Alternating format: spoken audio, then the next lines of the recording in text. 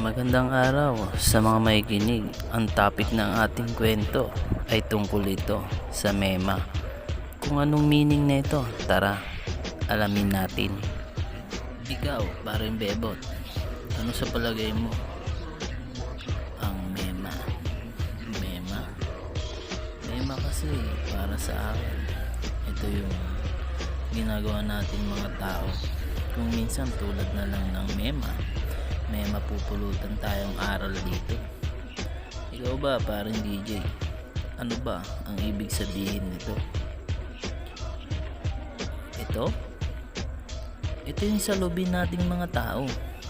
Kung minsan, dalawang klase ang ibig sabihin ng mema. Para sa akin, tulad na lang nito. May mapagmahal na kalooban, may mapagpakumbabang kalooban, may magandang loob, may maawaing loob, may mapagbigay na kalooban, may mapayapang loob, may madaling lapitang kalooban, may maunawaing kalooban, may kusang loob, may maalalahaning loob. Ito naman ang ikalawang karakter ng mema.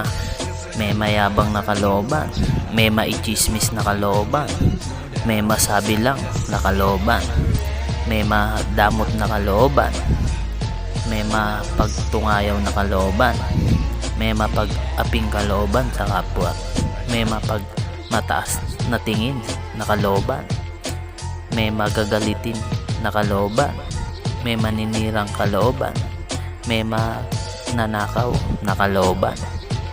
Ayun, paring bebot, ang dalawang uri ng pagkatao ng mema. Kaya sa mga mema dyan, anong mema ba ang nasa atin? Kaya mas mainam na nga, paring bebot, lumagay tayo sa mabuti at sa ikabubuti din ng ating kapwa. At kung nagustuhan mo naman, baka naman makahingi ng kahit isang mema dyan.